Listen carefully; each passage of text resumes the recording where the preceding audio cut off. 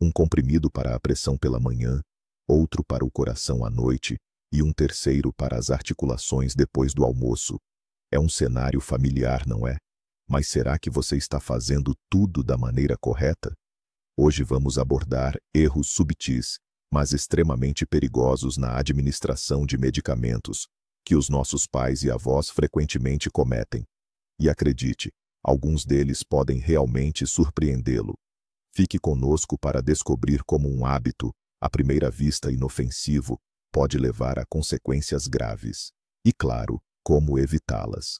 Com o avançar da idade, o número de medicamentos prescritos tende a aumentar. Por vezes, uma única pessoa acumula um verdadeiro cocktail de comprimidos. E gerir esta verdadeira orquestra de medicamentos torna-se cada vez mais complexo. O problema não é que as pessoas queiram intencionalmente prejudicar-se. Na maioria das vezes, os erros acontecem por cansaço, esquecimento ou uma simples falta de compreensão. Vamos então desvendar estas armadilhas, uma por uma. Pois bem, o erro número 1, e talvez o mais comum, é o ajuste da dose por conta própria. Parece inofensivo, não é? Ora, se já se sente melhor e a pressão está normal, para que tomar o comprimido inteiro? Será que metade não basta? Convenhamos, até faz sentido. Mas isso é uma armadilha muito perigosa. Imagine que o medicamento não é uma varinha mágica que, num instante, resolve tudo. É mais como um vigilante que mantém a doença sob controle constante. Assim que você baixa a guarda e reduz a dose, a doença pode contra-atacar. A pressão arterial pode disparar novamente, e talvez com mais intensidade do que antes. Há também o cenário inverso. A pessoa acha que o medicamento não está a funcionar. E aí vem a genial ideia. Se um comprimido não dá conta do recado, vou tomar 2. Mas o corpo não é um motor no qual se pode simplesmente adicionar mais combustível. Aumentar a dose sem supervisão médica pode levar a uma intoxicação e a efeitos secundários graves. O médico ajusta a dosagem, levando em conta o seu peso, idade e estado de saúde. É um equilíbrio delicado, e rompê-lo é o mesmo que pisar num campo minado. Lembre-se, só o médico pode alterar a sua dosagem. Passemos ao erro número 2, que frequentemente surge de um simples esquecimento. É a omissão da dose do medicamento. O telefone tocou, os netos chegaram, ou você se prendeu a um seriado interessante. E pronto, o momento certo para tomar o remédio passou, e o comprimido ficou lá, esquecido na sua embalagem. À primeira vista, pode parecer inofensivo. É só um dia. Você pensa, amanhã eu tomo como de costume. Mas a realidade é que a situação é bem mais séria do que parece. Imagine que, para um tratamento eficaz, é preciso manter uma concentração constante e estável do medicamento no sangue. É como manter uma fogueira acesa. É preciso ir colocando lenha regularmente. Ao pular uma dose, sua fogueira terapêutica começa a enfraquecer e apagar-se. Para alguns medicamentos, como antibióticos ou remédios para o coração, mesmo uma única omissão pode anular todos os esforços anteriores. A doença ganha uma folga e a chance de contra-atacar. Portanto, não se trata de um simples esquecimento, mas sim de uma verdadeira interrupção num processo de tratamento crucial, que pode ter consequências bastante desagradáveis. E isso nos leva ao terceiro erro, que, por sua vez, deriva do segundo. E se afinal esquecer de tomar o comprimido? A resposta óbvia para muitos é tomar logo 2 na próxima dose, para compensar o esquecimento. Parece lógico, mas esta é uma das ideias mais perigosas que podem surgir. Imagine que você está regando uma planta. Se você esqueceu de regá-la ontem, não vai despejar 2 baldes de água nela hoje, certo? Muito provavelmente, você vai afogá-la, e as raízes começarão a apodrecer. Com o seu organismo, acontece o mesmo. Uma dose dupla não é uma compensação, mas sim um impacto tóxico e abrupto no fígado, nos rins e no coração. Isso se chama sobredosagem ou overdose, e suas consequências podem ser muito piores do que o esquecimento de uma única dose. Na maioria dos casos, A atitude correta é simplesmente continuar a tomar o medicamento conforme o esquema habitual, como se a dose não tivesse sido esquecida. Em caso de dúvida, especialmente com medicamentos mais sérios, deve-se sempre contactar o médico e pedir orientação. Mas nunca, ouça bem, nunca duplique a dose por conta própria. Este é um caminho direto para o hospital, e não para a recuperação. E agora, o quarto erro, que à primeira vista pode parecer completamente insignificante, é a questão do momento certo. Na receita, está escrito preto no branco: tomar de manhã. Mas amanhã nem sempre é igual. Às vezes começa às 7, outras vezes só às 11. E acontece de, na correria da manhã, a gente acabar tomando o comprimido à noite antes de dormir. Que diferença faria, aparentemente? Uma diferença enorme. Nosso organismo não é apenas um conjunto de órgãos, é um sistema complexíssimo que funciona de acordo com seu relógio interno, ou ritmos circadianos. Pela manhã, produzimos certos hormônios, à noite, outros. A pressão arterial e a pulsação também variam ao longo do dia. E os médicos prescrevem medicamentos levando em conta esses biorritmos. Por exemplo, um comprimido para a pressão arterial tomado de manhã age justamente nas horas em que o risco de problemas cardiovasculares é maior. Já o medicamento para reduzir o colesterol é frequentemente prescrito para a noite, porque é precisamente nesse período que o fígado o produz de forma mais ativa. Ao mudar a administração para um horário conveniente, você corre o risco de o medicamento simplesmente não atingir a fase correta de funcionamento do organismo e sua eficácia cair drasticamente. É como chegar para uma reunião importante quando todos já foram embora. Você até compareceu, mas o resultado é nulo. O quinto erro. Ele está escrito nas instruções de cada medicamento, mas por algum motivo é o mais ignorado. É a relação entre a ingestão do medicamento e a alimentação. As frases antes da refeição, durante ou depois da refeição não são meros caprichos dos farmacêuticos, são uma condição crucial para o bom funcionamento do seu tratamento. Imagine que o estômago é uma espécie de laboratório químico. Alguns medicamentos, para serem corretamente absorvidos, necessitam de um ambiente ácido que se forma após a alimentação. Outros, pelo contrário, são destruídos pela ação do suco gástrico e precisam ser tomados em jejum para que passem mais rapidamente para o intestino. E há ainda um terceiro grupo que precisa de alimento para suavizar a sua ação irritante na mucosa gástrica. Por exemplo, tomar aspirina com o estômago vazio é uma forma garantida de desenvolver gastrite. E tomar um comprimido não com água, mas com sumo de toranja, pode, aliás, causar um verdadeiro caos no organismo, porque o sumo pode intensificar drasticamente a ação de certos medicamentos, provocando uma sobredosagem.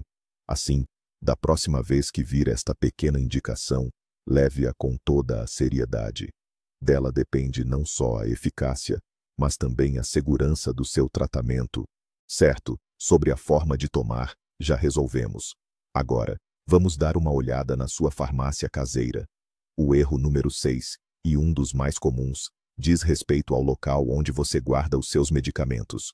E o campeão de popularidade, mas também o campeão de inadequação para isso, é o banheiro. É verdade, a água está sempre à mão, fácil de pegar para engolir um comprimido. Que prático! Mas o banheiro é, na verdade, um trópico em miniatura. A umidade constante e as bruscas variações de temperatura são os piores inimigos da maioria dos medicamentos. Sob a influência desses fatores, os comprimidos podem umedecer, ter sua composição alterada, perder a eficácia e, pior ainda, tornar-se tóxicos. Imagine só, seu remédio para o coração se transformou num inofensivo pedacinho de giz. Ou, no pior dos cenários, num coquetel químico imprevisível. O local ideal para sua farmácia caseira é um ambiente seco, escuro e fresco, longe da luz solar direta e de qualquer fonte de calor. Por exemplo, um armário no quarto ou uma despensa. A forma como você guarda seus medicamentos é uma parte tão crucial do tratamento quanto a sua própria ingestão. Não transforme seu banheiro num cemitério para medicamentos que são caros e, mais importante, essenciais para sua saúde. A sétima falha, diretamente ligada ao armazenamento, é ignorar o prazo de validade. Bem, qual o problema se um comprimido está vencido há 1 mês? Ou 2? Não estragou como o leite, nem criou bolor. Parece exatamente igual. Então, qual o mal em tomá-lo? Essa lógica pode ser muito perigosa. O prazo de validade na embalagem não é um truque de marketing para o levar a comprar medicamentos com mais frequência. É a garantia do fabricante de que, durante esse tempo, o medicamento mantenha sua eficácia e segurança a 100%. Após a expiração desse prazo, ninguém pode garantir o que acontecerá com a substância ativa. Ela pode simplesmente decompor-se e transformar-se numa substância inativa. Na melhor das hipóteses, simplesmente não obterá qualquer efeito terapêutico, e no pior, os produtos de decomposição podem ser prejudiciais ou até tóxicos para o organismo. Tomar um medicamento vencido é como jogar roleta russa com a sua saúde. Por isso, faça uma revisão regular da sua farmácia caseira e desfaça-se sem piedade de tudo o que já cumpriu o seu ciclo de vida. E eis o 8º erro, que vive sob o lema: e se um dia precisar? Falamos do hábito de guardar medicamentos antigos, aqueles que o médico já descontinuou há muito tempo. O curso de antibióticos terminou, mas sobraram 3 comprimidos na caixa. O tratamento para a tosse fez efeito, mas ainda sobrou meia garrafa de xarope. Dá pena deitar fora. E todo este tesouro é guardado na caixa de remédios para o dia em que se possa precisar. O perigo aqui é duplo. Em primeiro lugar, numa próxima vez, ao sentir sintomas parecidos, a tentação de se automedicar e de acabar o que ajudou na última vez é enorme. Em vez de procurar um médico, é que os sintomas podem ser semelhantes, mas a doença ser completamente diferente. Em segundo lugar, com o tempo, acumulam-se tantas caixas e frascos diferentes na sua caixa de remédios que é fácil confundir-se. Às pressas ou com pouca luz, pode-se, por engano, agarrar a embalagem errada e tomar algo que não é o indicado.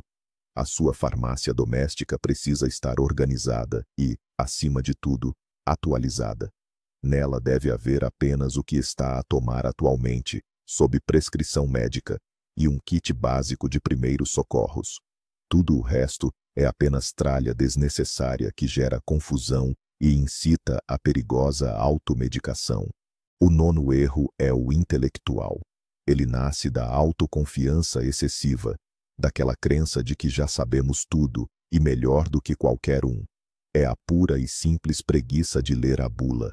A sério, quem é que lê aqueles calhamaços, aquelas folhas longas e cheias de letra miúda? O médico já disse tudo. Um comprimido, 2 vezes ao dia. O que mais precisamos saber? E é preciso muito, sim. É precisamente na bula que se esconde toda a informação mais importante. Por exemplo, a secção sobre as interações medicamentosas. Pode nem desconfiar que o seu remédio para a pressão arterial é totalmente incompatível com aquele analgésico comum que toma para a dor de cabeça, ou que não o pode tomar juntamente com vitamina C. E a secção dos efeitos colaterais. Não foi escrita para o assustar, mas para que saiba o que observar. Se, após tomar o comprimido, lhe aparecer uma erupção cutânea ou sentir tonturas, saberá que não é uma coincidência, mas sim uma possível reação ao medicamento, e que deve informar o seu médico imediatamente. Ignorar a bula é como viajar para um país desconhecido sem mapa. Pode até chegar ao destino, mas arrisca-se a perder-se e a meter-se em sarilhos. O 10º erro é confiar demais na própria memória. Ah, mas o que tem de tão difícil para lembrar? São só 3 comprimidos, um branco de manhã, um amarelo à tarde e um azul à noite. À primeira vista, parece simples, não é? Mas adicione a isso outro comprimido que você tem que tomar dia sim, dia não. Ou então, umas gotas que precisam ser pingadas a cada 4 horas. A memória de uma pessoa idosa, ou mesmo a de qualquer um de nós, é algo pouco confiável. Basta um momento de distração, cansaço ou uma noite mal dormida. E lá vem a pergunta atormentadora: será que eu tomei o comprimido da manhã hoje ou não? E então começam as dúvidas. Tomar mais um e arriscar uma dose dupla? Ou pular e ficar sem tratamento? Para evitar essa loteria diária, existe uma invenção simples e genial: o porta-comprimidos, ou organizador de medicamentos. Ao organizar todos os seus medicamentos em compartimentos para a semana inteira, você sempre saberá exatamente o que e quando precisa tomar. Um compartimento vazio significa que o medicamento já foi tomado. Um cheio, que é hora de tomá-lo. Isso alivia a ansiedade, elimina erros e simplifica muito a vida. Não confie na sua memória quando o assunto é saúde. Confie no sistema. Passamos agora para a 11ª falha. E ela não se refere aos medicamentos, mas sim à comunicação. Trata-se de uma barreira na interação com o médico. Imagine a situação. Um idoso está na consulta.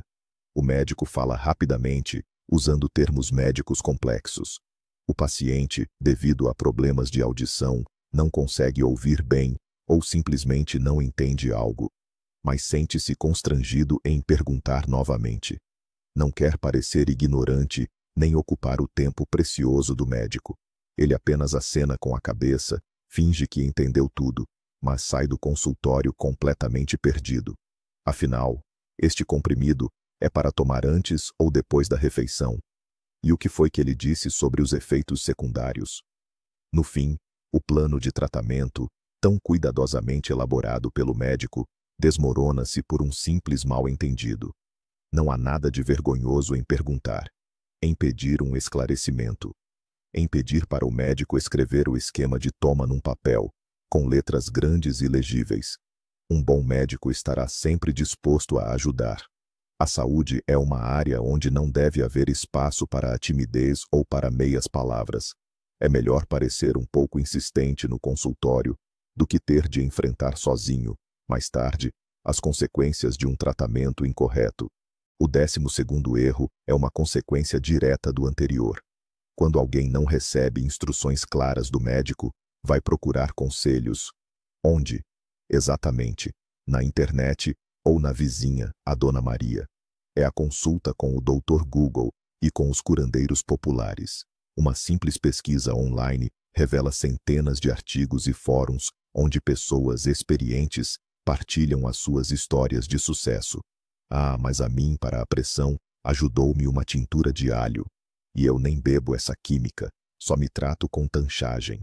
A vizinha, por seu lado, partilha alegremente os comprimidos que a ela lhe fazem tão bem.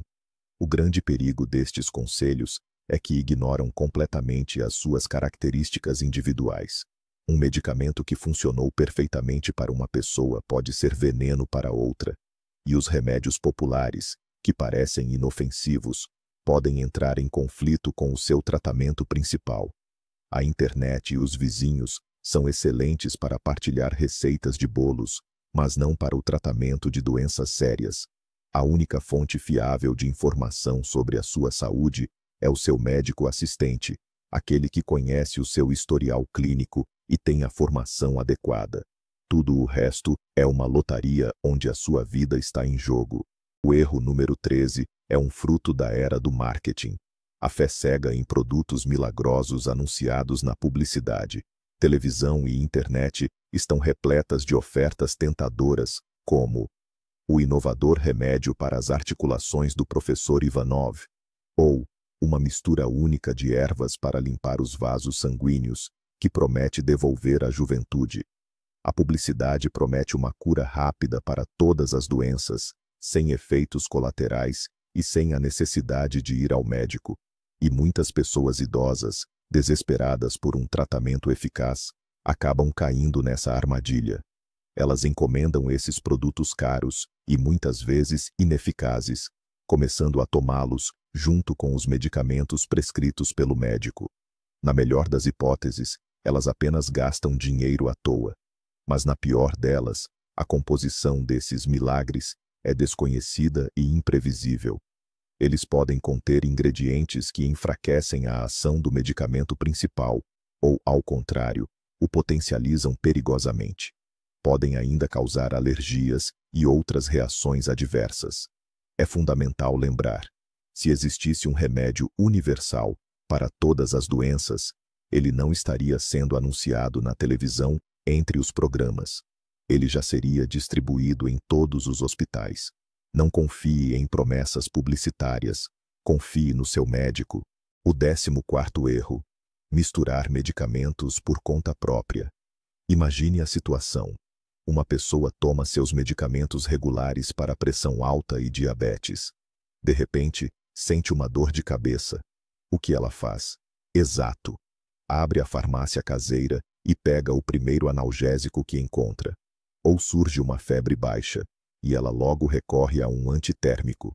Sem pensar duas vezes, afinal, são remédios simples, vendidos sem receita e presentes em qualquer casa. Mas essa simplicidade é enganosa. O organismo de um idoso, que já toma vários medicamentos, é um sistema químico complexo, e adicionar a ele mais um componente, mesmo que pareça inofensivo à primeira vista, pode desencadear uma reação em cadeia. Por exemplo, alguns analgésicos populares podem aumentar a pressão arterial, anulando o efeito dos medicamentos antihipertensivos.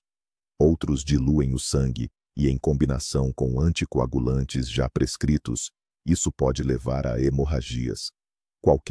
Absolutamente qualquer novo medicamento, até mesmo gotas nasais ou um xarope para tosse, precisa ser aprovado pelo médico assistente. Só ele conhece o quadro completo e pode dizer se essa mistura é segura no seu caso específico. Chegamos agora ao 15º erro, um erro muito traiçoeiro, porque se disfarça de cuidado com a saúde. Trata-se do fascínio por ervas inofensivas e suplementos alimentares. Na mente de muitas pessoas, a ideia de que tudo o que é natural é benéfico e não pode fazer mal está profundamente enraizada. Extrato de ginseng para a vitalidade, erva de São João para a melancolia, cápsulas de alho para os vasos sanguíneos. Parece maravilhoso, certo? Mas natural não significa seguro. Ervas e suplementos alimentares não são apenas comida, são substâncias que interferem muito ativamente na bioquímica do nosso organismo e podem interagir de forma completamente imprevisível com os medicamentos prescritos pelo médico. Por exemplo, a própria erva de São João, conhecida como um antidepressivo natural, reduz drasticamente a eficácia de medicamentos para o coração, anticoagulantes e até pílulas anticoncepcionais. E a toranja, aparentemente inofensiva, e os seus extratos podem multiplicar o efeito dos estatines, levando a lesões musculares tóxicas. Portanto, a regra aqui é a mesma que para os medicamentos. Antes de começar a tomar qualquer erva ou complexo vitamínico, consulte sempre um médico. A sua saúde é um sistema demasiado frágil para estar a fazer experiências descontroladas. O 16º erro é aguentar em silêncio. Imagine que alguém começou a tomar um medicamento novo e surgiram sintomas desagradáveis, como náuseas, tonturas, boca seca ou erupções cutâneas. E o que essa pessoa pensa? Ah, deve ser normal. O corpo está a habituar-se. Ou então, vou aguentar, isto passa. Não vou incomodar o médico por uma coisa tão insignificante. É uma atitude heróica, sim, mas completamente errada. Os efeitos secundários não são normais. São um sinal do seu corpo de que algo não está bem. A dose pode estar incorreta, ou que o medicamento em si não seja o ideal para si, provocando uma intolerância individual. Ou, pior ainda, pode ser um sinal de uma reação alérgica grave que requer intervenção médica imediata. Aguentar e calar-se numa situação como esta é arriscar a sua própria saúde. O médico precisa de saber sobre todas as alterações no seu bem-estar, mesmo as que lhe parecem mais insignificantes. Só assim ele poderá ajustar o tratamento a tempo, seja substituindo o medicamento, alterando a dose ou prescrevendo uma terapia complementar. O seu corpo está a falar consigo. Não ignore os seus sinais. O erro número 17. Sem grandes surpresas aqui, mas nem por isso ele é menos perigoso. É a combinação de medicamentos e álcool. Para muitos idosos, um cálice de conhaque para o apetite ou uma taça de vinho para o coração é um ritual comum. E eles não veem absolutamente nenhuma ligação entre este ritual e o comprimido que tomaram há 1 hora. Mas essa ligação é direta e muito perigosa. O álcool, tal como os medicamentos, é processado no fígado. Quando se encontram lá, o fígado trabalha com uma carga dupla, ou mesmo tripla, o que pode levar a danos tóxicos. Além disso, o álcool altera de forma imprevisível a ação da maioria dos medicamentos. Pode intensificar drasticamente o efeito de soníferos ou sedativos, causando depressão respiratória. Pode anular a ação de medicamentos para a diabetes, provocando um pico de açúcar no sangue. E, em combinação com alguns antibióticos ou antidepressivos, o álcool transforma-se num verdadeiro veneno. A regra aqui é uma só, e não admite exceções. Se está a fazer um tratamento, o álcool deve ser completamente excluído. Nem um pouquinho, nem só nas festas. Absolutamente nada. Não é um preço que valha a pena pagar por um prazer tão questionável. O 18º problema, embora puramente físico e mecânico, não é menos grave. Refere-se às dificuldades de manuseio. Com o avançar da idade, os dedos perdem a destreza de outrora, a artrite pode surgir e a visão enfraquece.